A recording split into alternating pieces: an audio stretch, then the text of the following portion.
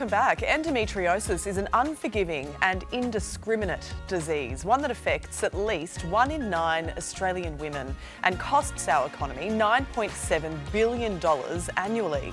Now, over the weekend, the Queensland Premier Annastacia Palaszczuk opened up about her experience with this disease. And we're happy to say she joins us now live from Brisbane with more. Premier, good morning. Great to see you. Annastacia, we would love to speak to you about your keynote speech on Saturday. It was very candid. What compelled you to open up about your own experience with endometriosis? Well, I think, Sylvia, what we know now is that there are more women that are speaking out about it, and I think the key is to raise awareness, because there's probably women out there now that are suffering in silence and not knowing what's wrong. You know, like I didn't know what was wrong at the time. So if there are any women out there that are having incredible fatigue, if you are having very heavy periods, if you are having cramping in your stomach, can I urge those women to please go and see your GP, because there is help available out there.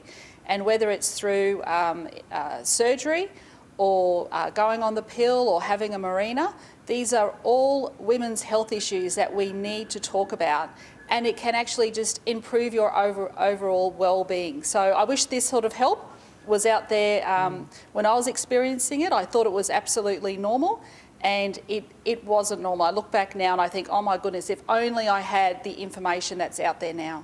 You spoke a bit about the pressure that we put on women to have children and how hurtful this can be to someone suffering from endometriosis. How important is it, though, that we change the way we talk about to women about fertility?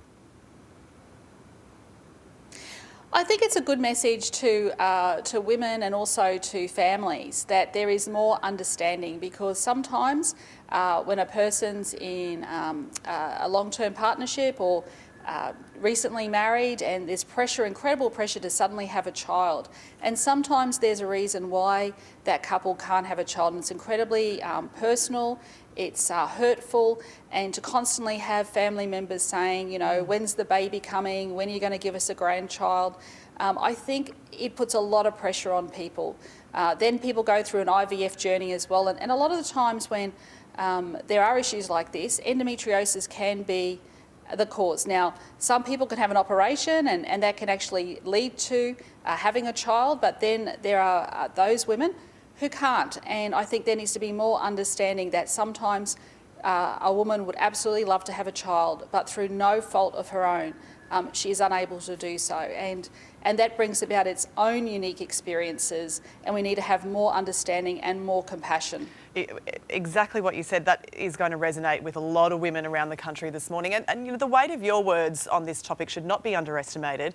And you spoke on the weekend about your debilitating pain at times when you were working, and you would look down the end of an airport terminal and wonder how you would get to the end of it because you were in such pain at the time.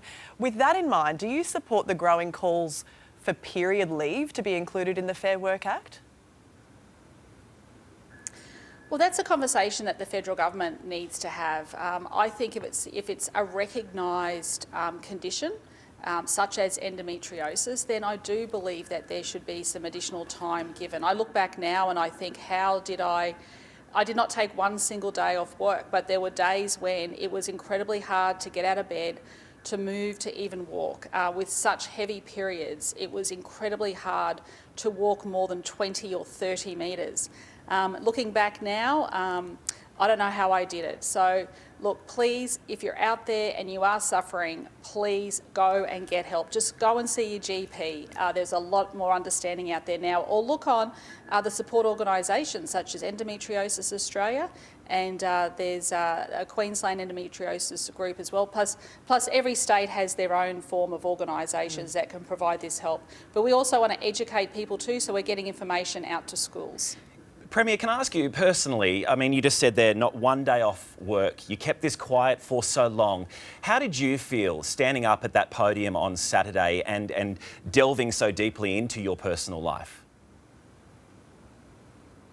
Well, I thought I could do that, Tim, because I was surrounded by such a strong group of women that had come forward with their own stories as well. And I think there's strength in understanding that you're not alone in this journey. And let's face it, women don't like discussing a lot of personal issues to them. But I think in this day and age now, with the internet and social media and shows like Today, we can actually make sure that there is more of an understanding out there for women. This is such an important issue. Like you said, like 10% of the population have this, and we absolutely need to increase that awareness about what endometriosis is and where you can go to get help. We've got to keep the conversation going, don't we? Premier, we really appreciate your time this morning. Thank you so much for joining us. Thanks, Sylvia. Thanks, Tim. See you soon.